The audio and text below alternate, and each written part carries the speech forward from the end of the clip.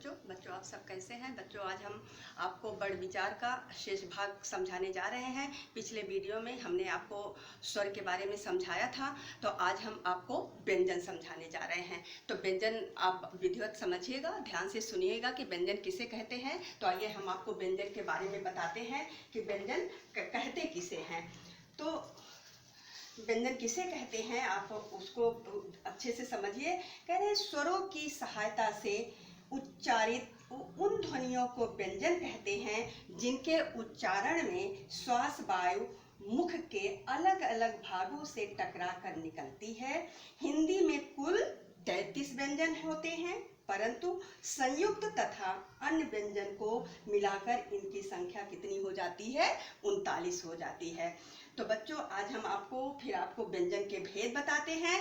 व्यंजन के हमारे कितने भेद होते हैं? व्यंजन के हमारे 3 भेद होते हैं। नंबर 1 स्पर्श व्यंजन, नंबर 2 अंतःस्थ व्यंजन, नंबर 3 ऊष्म व्यंजन।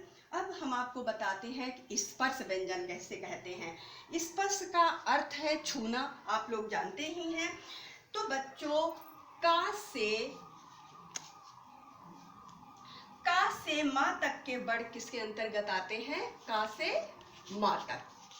ये का से माँ तक हमारे जो ये वर्ड आते हैं, ये सब क्या है? स्पर्श व्यंजन है। इनके उच्चारण के समय जिह्वा द्वारा मुख के अलग अलग स्थानों को स्पर्श करने के कारण इन्हें क्या कहा जाता है? स्पर्श व्यंजन कहा जाता है। स्पर्श व्यंजन हमारा जो होता है, स्पर्श व्यंजन बेटा हमारा का वर्ग, चा वर्ग, टा वर्ग, ता वर्ग, वही मतलब का खा गा घा अंगा चा छा जा झा या, इस तरीके से लेके पूरा पा फा बा भा मा तक का हमारा किसके अंतर्गत आता है? हमारा स्पर्श व्यंजन के अंतर्गत आता है। फिर हमारा दूसरा होता है अंतःस्थ व्यंजन। ये हमारा क्या है? अंतःस्थ व्यंजन। दूसरा, पहला हमारा क्या था? हमारा ये था स्पर्श व्यंजन, दूसरा हमारा अंतःस्थ व्यंजन। अंतःस्थ व्यंजन किसे कहते हैं? अंतःस्थ व्यंजन उसे कहते हैं जिन व्यंजनों के उच्चारण करते समय जिह्वा मुख के विभिन्न भागों को पूरी तरह स्पर्श नहीं करती तथा मध्य में स्थित रहती है, उन्हें हम क्या कहते हैं? अंतःस्थ व्यंजन कहते हैं। जैसे कौन कौन से हमारे हैं? ये कौन कौन से हैं? या, रा, ला और वा, ये हमारे किसके अंतर्गत आते हैं? अंतःस्थ व्यंजन के अंतर्गत आते हैं। फिर हमारा तीसरा आता है ऊष्म व्यंजन। तीसरा कौन सा है हमारा?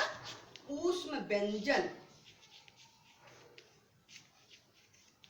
ऊष्म व्यंजन। अब ऊष्म व्यंजन किसे कहते हैं? कह रहे हैं कि जिन व्यंजनों के उच्चारण के समय वायु रगड़ खाकर निकलती है, उन्हें हम क्या कहते हैं? ऊष्म व्यंजन कहते हैं। ये हमारे कितने होते हैं? 4 होते हैं। कौन कौन से होते हैं? शा, फिर खष्टी शा, फिर छोटा सा और हा। ये हमारे 4 किसके अंतर्गत आते हैं? ऊष्म व्यंजन के अंतर्गत आते हैं। फिर हमारा 4th है हमारा संयुक्त व्यंजन। संयुक्त व्यंजन हम किसे कहते हैं? ये हमारा संयुक्त व्यंजन है।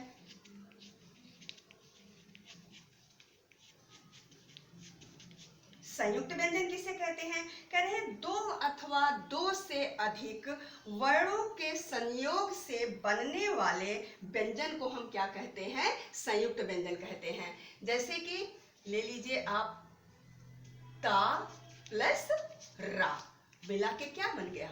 त्रा। फिर एक आप ले लीजिए शा प्लस रा मिला के क्या बन गया बेटा? श्रा। ये हमारा किसके अंतर्गत आता है? ये हमारा संयुक्त व्यंजन के अंतर्गत आता है। फिर हमारा 5वां हमारा आ रहा है इसमें द्युक्त व्यंजन। कौन सा होता है? द्युक्त व्यंजन।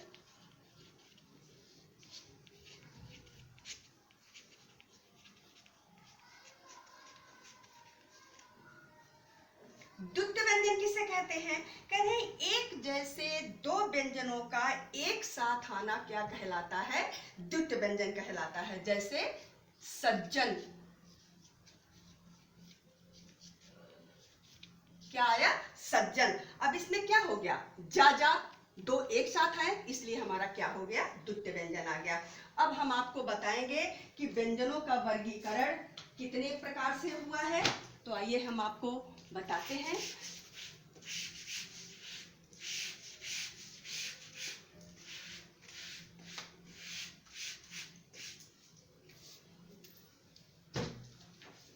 व्यंजनों का वर्गीकरण कह रहे हैं उच्चारण के स्थान पर ध्वनियों के उच्चारण में श्वास वायु महत्वपूर्ण भूमिका निभाती है। यह श्वास नलिकाओं के मार्ग से होती हुई निकलती है और जिह्वा से संबंध स्थापित करके मुख के भिन्न भिन्न भागों जैसे कि कंठ, ताल, मूर्धा, दंतोष्ठ आदि से टकराकर ध्वनि उत्पन्न करती है। इसी ध्वनि को क्या कहते हैं? वर्ण कहते हैं। जो ध्वनि मुख के जिस भाग से टकराती है वही उस वर्ण का उच्चारण स्थान होता है। इस तरीके से इस दृष्टि से देखते हुए इसे कितने भागों में बांटा गया है? 9 वर्गों में रखा गया है। जैसे कंठ, तालव्य, मूर्धन्य, फिर हमारा दंत, ओष्ठ, नासिक, कंठोष्ठ है, कंठ, तालव्य, दंतोष्ठ है।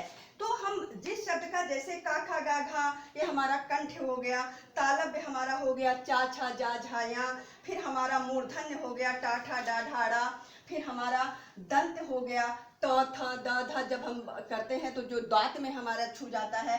फिर ओठों के द्वारा प, देखिए हमारे दोनों ओठ आपस में चिपक रहे, प फ ब भ म, ये हो गया।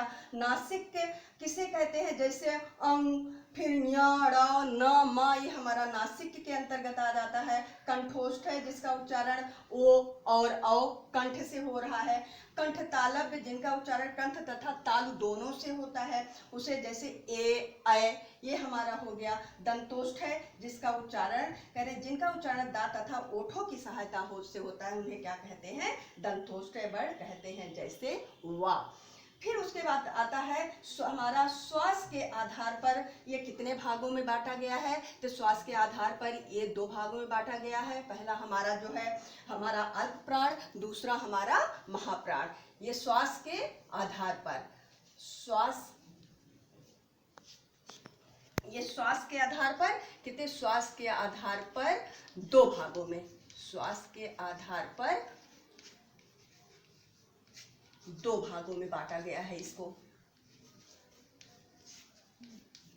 2 भागों में बांटा गया है।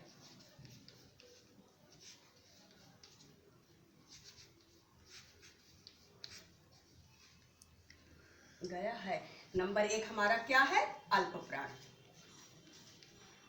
अल्प प्राण ये हमारा नंबर 1। नंबर 2 हमारा है महाप्राण। महाप्राण। अब अल्प प्राण किसे कहते हैं? कह रहे हैं कि अल्प प्राण किसे कहते हैं? जिन व्यंजनों के उच्चारण में फेफड़ों से आने वाली वायु की मात्रा कम लगती है उन्हें हम क्या कहते हैं? अल्प प्राण कहते हैं। कि जैसे य, र, ल, व, ये हमारे किसके अंतर्गत आते हैं? अल्प प्राण के अंतर्गत आते हैं। फिर हमारा आता है महाप्राण। जिन व्यंजनों के उच्चारण में फेफड़ों से निकलने वाली श्वास वायु की मात्रा अधिक होती है उन्हें हम क्या कहते हैं? महाप्राण कहते हैं। कि जैसे हमारा श, ख, स, ह, ये हमारा अल्प प्राण हो गया, ये हमारा महाप्राण हो गया। अब उसके बाद हमारा आता है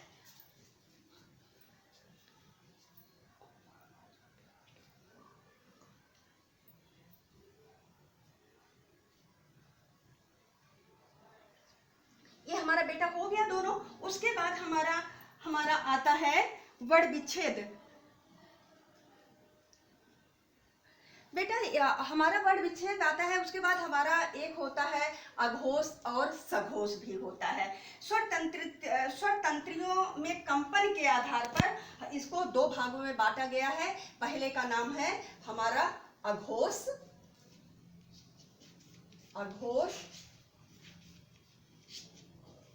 और दूसरा है हमारा सघोष।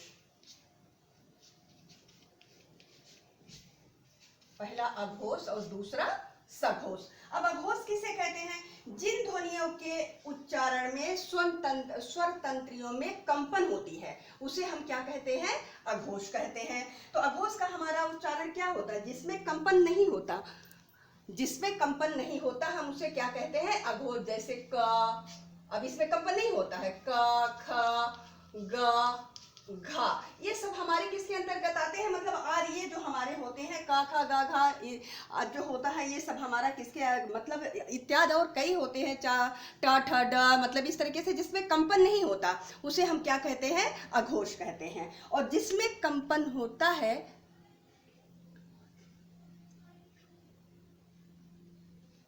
जिसमें कंपन नहीं होता उसे अघोष कहते हैं। तो का, खा, ये हमारा का, खा, देखो बेटा अघोष के अंतर्गत हमारा आता है का है, हमारा खा है, का, खा, फिर हमारा चा, फिर उसके बाद छा और फिर हमारा टा। ये हमारे जो आते हैं ये हमारे किसके अंतर्गत आते हैं? अघोष के अंतर्गत आते हैं। सघोष में हमारा क्या होता है? जिन ध्वनियों के उच्चारण में करने में स्वर तंत्रियों में कंपन होता है, इसमें नहीं होता है और इसमें जो होता है क्या होता है? सघोष में होता है, उसे हम क्या कहते हैं? सघोष कहते हैं। जैसे ग, इसमें ग आता है, ग, फिर उसके बाद घ, अंग, इसमें कंपन होता नहीं है, फिर ज, झ, ये सब हमारे किसके अंतर्गत आते हैं? ये हमारा सब आता है सघोष के अंतर्गत। अब अंत में बेटा आपका आता है वर्ण विच्छेद। तो वर्ण विच्छेद आप लोग तो जानते ही हैं कि जिसमें हम अलग अलग क्या स्वर और व्यंजन को हर अलग अलग कर देते हैं, उसे हम क्या कहते हैं? वर्ण विच्छेद कहते हैं। वर्णों को अलग करना हमारा क्या हो गया? वर्ण विच्छेद हो जाता है। तो वर्ण विच्छेद किसे कहते हैं? वर्ण विच्छेद कहते हैं, कह रहे हैं कि किसी भी शब्द को वर्तनी के सभी वर्णों के क्रम में अलग अलग दिखाना क्या कहलाता है? वर्ण विच्छेद कहलाता है। जैसे आप कोई भी उदाहरण ले लीजिए, ऐसी कोई बात है, अपना कोई भी जैसे ले लीजिए आप गमला, गमला ले लीजिए, गमला। अब गमला ले लिए आप, अब इसका हमें वर्ण विच्छेद करना है तो हम क्या? ग प्लस आ प्लस मा प्लस आ प्लस ला प्लस बड़ा आ, तो क्या मिला के क्या हो गया? गमला। तो इस तरीके से हम बहुत सारे एग्जाम्पल ले सकते हैं। आप हम किसी का नाम ले लीजिए, एक एग्जाम्पल हम आपको और बता दे रहे हैं। जैसे आप ले लीजिए दिल्ली, क्या ले लीजिए? दिल्ली, दिल्ली। अब क्या दिखे? अब क्या है? द, क्या फिर छोटी ई, फिर क्या है आपका? ला, फिर आपका दिल्ली, आपका फिर ला हो गया, फिर आपका क्या हो गया? अब ये आधा ला है ना यहाँ पे, तो यहाँ पे हमारा स्वर नहीं आएगा क्योंकि ये तो यहाँ पे आधा अगर पूरा होता तब स्वर आता, तो इसलिए आधा होने के कारण यहाँ स्वर नहीं आएगा। तो दा प्लस छोटी ई प्लस ला फिर प्लस ला, क्योंकि दिल्ली। अब यहाँ पे क्या होगा? बड़ी ई, तो क्या हो गया? ये हमारा हो गया दिल्ली। जहां पे हमारा आधा व्यंजन रहेगा तब वहां पे क्या हो गया? तो वहां पे स्वर तो लगा नहीं है, तो हम अलग कैसे करेंगे? क्योंकि ये तो आधा खुद ही है, तो इसलिए यहाँ पे क्या हो गया? हम आ का प्रयोग क्यों नहीं किए? क्योंकि यहाँ पे ये आधा है, तो ये हमारा मिला के क्या हो गया? दिल्ली। तो बच्चों हम आपको ये आपका पाठ 2 वर्ण विचार समझा दिए हैं। हम इतना विश्वास है हमें कि हमारे बच्चे अच्छे से समझ गए होंगे, और आप लोग अपना पूरी जितनी भी आपकी एक्सरसाइज है आपको PDF भेज दिया जाएगा। एक्सरसाइज खूब अच्छे से करिएगा, और जहाँ पे आपको समझ में नहीं आएगा हमसे पूछिएगा, हम आपको उसको बता देंगे। इसका क्वेश्चन आंसर भी का भी PDF हम आपको भेज देंगे, आप क्वेश्चन आंसर भी अपनी कॉपी में कर लीजिएगा। धन्यवाद बच्चों, विधिवत करिएगा।